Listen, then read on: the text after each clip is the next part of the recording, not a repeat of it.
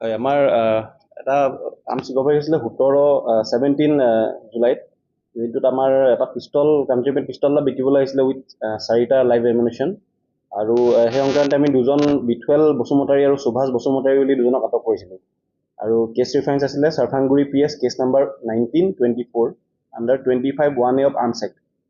তাৰপিছত আমি follow' up কৰি পিনি তেওঁলোক গম পালোঁ যে মনজিত হেমব্ৰম বুলি এজনে তেওঁলোকক বিকিছিলে, তেওঁক আমি এৰেষ্ট কৰিলোঁ আৰু ফাইনেলি তেওঁ যাৰ পৰা বনোৱাইছিলে জিতেন ৰায় বুলি তেওঁৰ পৰা আমি এৰেষ্ট কৰিছোঁ ফাইনেলি আৰু আমি ফাৰ্ডাৰ কোনোবা ইনভলভমেণ্ট আছে নেকি এইটো উলিয়াই আছোঁ। আমি পুলিচ কাষ্টডিত লৈছোঁ একিউজডজনক আৰু আমি ফাৰ্ডাৰ উলিয়াবলৈ চেষ্টা কৰি আছোঁ। আৰু কালি আমাৰ স্পেচিয়েল ব্ৰাঞ্চ আৰু আমাৰ আৰ্মিৰ ইণ্টেলিজেঞ্চৰ ফালৰ পৰা এটা ইনফৰমেশ্যন আছিলে যে কিছুমান আগৰ পুৰণা দিনৰ কিছুমান হাথিয়াৰ ইয়াতে লুকুৱাই থোৱা আছিলে বুলি কৈছিলে আৰু সেই সংক্ৰান্তে আমাক চ'ৰ্চে দিয়া ইনফৰমেশ্যন মতে আমি কালি চালাকাটি এৰিয়াৰ গালাঝৰা এৰিয়াত আমি 11টা ৰাইফল ৰিকভাৰ কৰিবলৈ সক্ষম হৈছোঁ। এইটো লুকুৱাই থোৱা হৈছিলে আৰু ফাৰ্ডাৰ ইয়াৰ কিবা ইনভলভমেণ্ট কাৰোবাৰ লগত আছে নেকি আমি চেষ্টা কৰি আছোঁ উলিয়াবলৈ।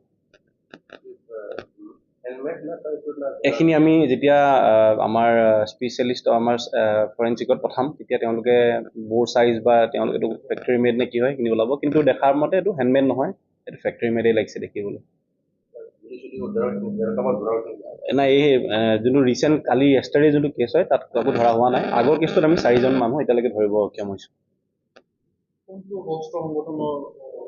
সেইটো এতিয়া আমি ফাৰ্ডাৰ যেতিয়া আমি ইনকুৱাৰী কৰিম আমাক জাষ্ট ইনফৰমেশ্যন দিছিলে যে এনেকুৱা পুৰণা দিনৰ হাথিয়াৰ দি থোৱা হৈছে, আমি সেইটো কৰিছোঁ। তাৰপিছত এতিয়া ফাৰ্ডাৰ যদি কিবা ওলায় আমি ইনফৰমেশ্যন দিম আপোনালোকক।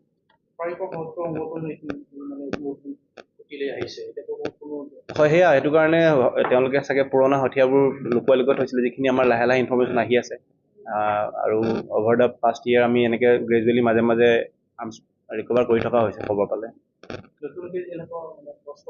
নাই আমাৰ সেনেকুৱা কোনো ইনফৰমেশ্যন নাই। Thank U.